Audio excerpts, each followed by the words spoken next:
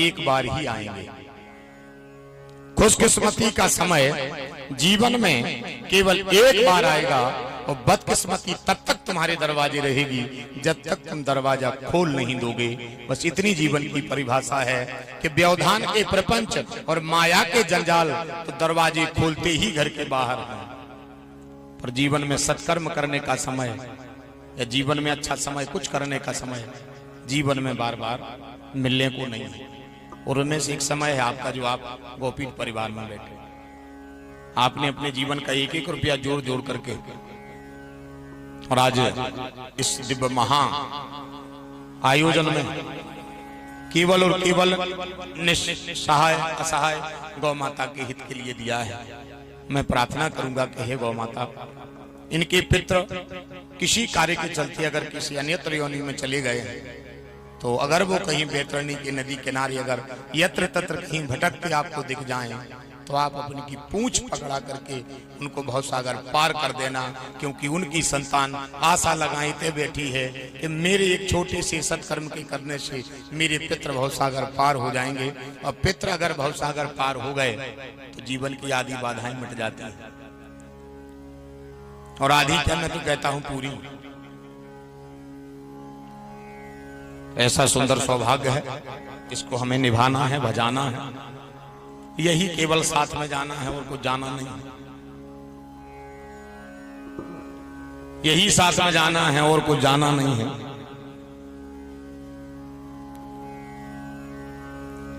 तो समय का उपयोग करें, अच्छी सोच अच्छे विचार रखें। एक बड़े प्यारे भाव के साथ हम तन्ना कपन चलिए हिमांचल तक, मैया पार्वती को लो लीजिए। जन्म तो आपको पता ही है, बाबा तुलसी ने कहा था यहां से उठेगी चौपाई, जिसको ध्यान रखना है। तेही कारण हिम गृह जा, तेही कारण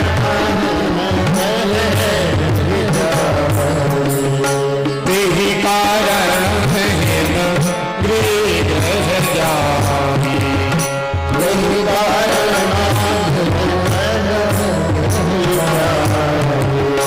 जनमी पार्वती तन पार, जनमी पार्वती तन पार, जनमी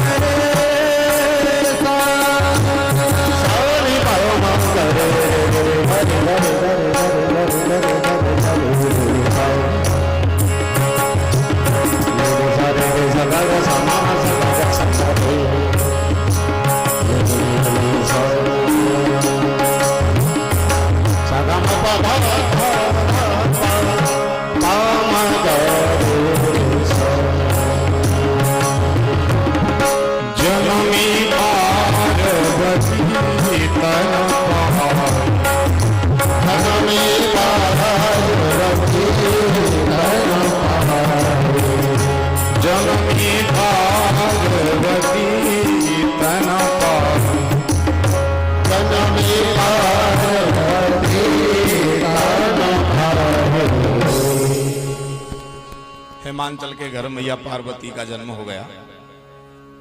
अब भाव देखना आप सब। महाराज हिमांचल दरवाजे बैठे थे, जैसे पहरी दौड़ करके आया और आकर के कहा गृह मन में, राजा बधाई हो। किस बात की?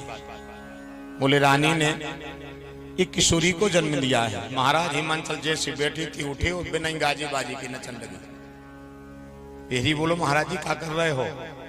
बोले ऐसा तो सपने में पता नहीं था। कैसा? बोले बताओ, आज री भगवान ने हमारे सब अपराध क्षमा कर दे। फिर बोलो महाराज जी आपने सुना नहीं, मैंने आपको बधाई दी है कि आपके यहाँ बेटी का जन्म हुआ है। बोले जब तो हम कह रहे कि भगवान ने मेरे अपराध क्षमा कर दिए। हम समझे नहीं महाराज। तो हिमांचल ने कहा पता है, कछु चीजें भगवान जे चाहे खो जब चाहे वो जहां चाहे दे दी थी। कुछ चीजें जे चाहे खो जब चाहे जहां चाहे दे दी थी। पता का सुतदारा अरु लक्ष्मी जी भगवान जी चाहे को दे दी थी। जी भगवान जी चाहे को दे दी थी। जिनमें से सबसे पहले पैसा, कोई को भी दे देते। पैसे में विचार नहीं करते भगवान। बेटा जी चाहे को दे देती।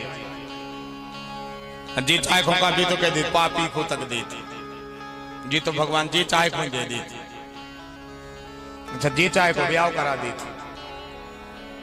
जी चाहे को ब्याह करा देती। ब्याह को वास्तव में भजन करी से हो तो आधी रोटी बना रहे होते। को माने तो ही नियम हो तो कि जब तक 10,000 माला न कर हो दोनों पाँव ने आ तो आधो की ने हो आधी रोटी बना रहे होते। अब फिर आप लोग के महाराज पर ब्याह हो काहे बन जाते।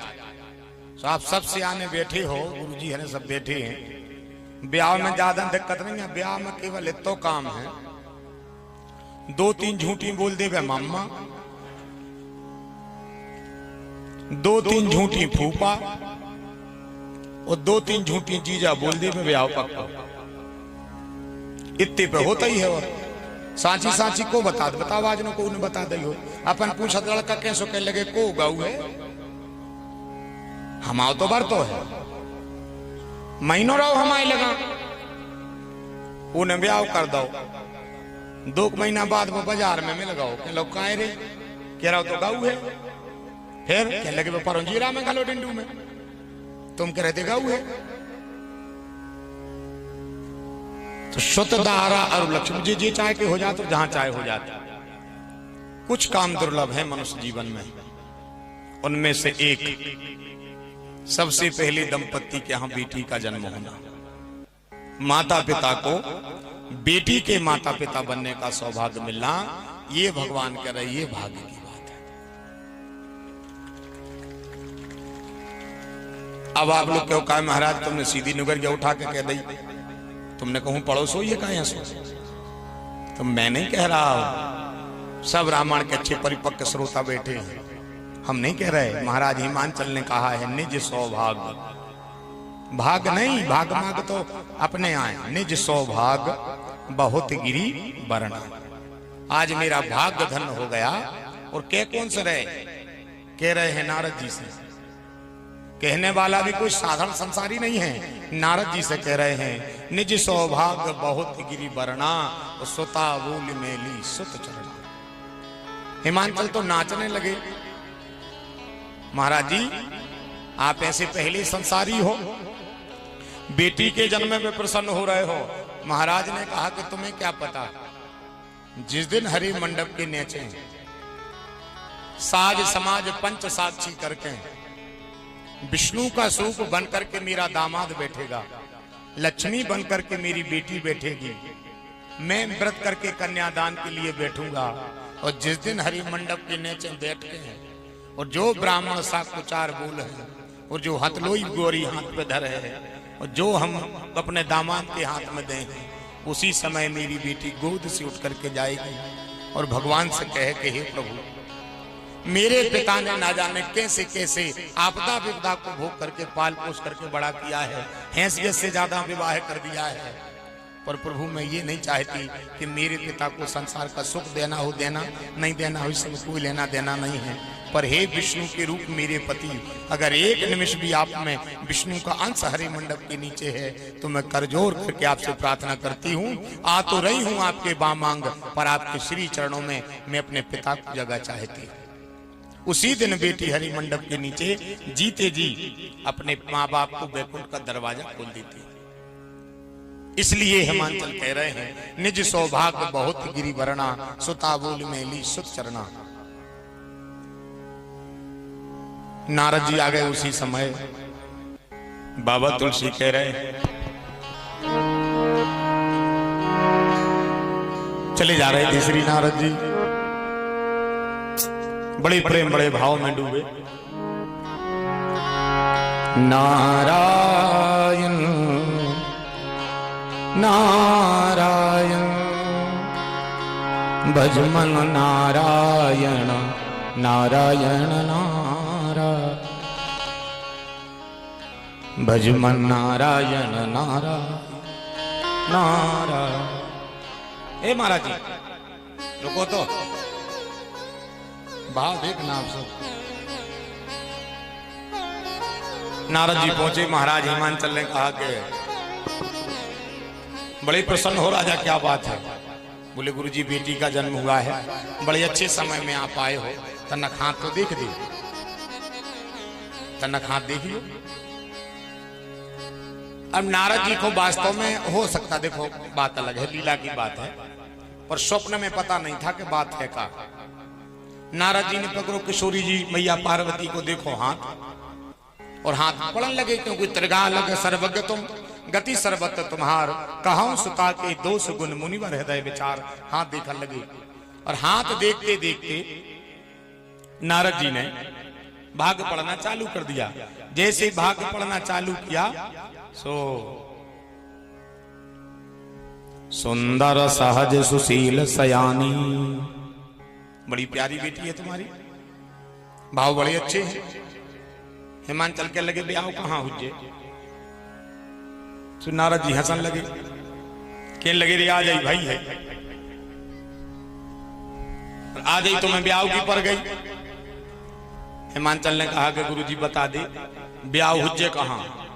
तो सेजे में नारद जी विवाह की रेखा देखने लगे।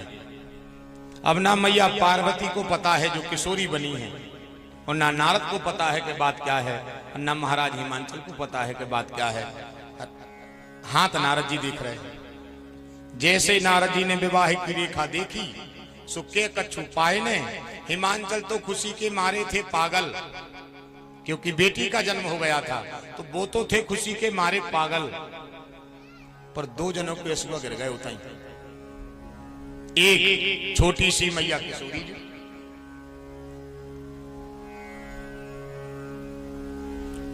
और दूसरे बाबा नारद।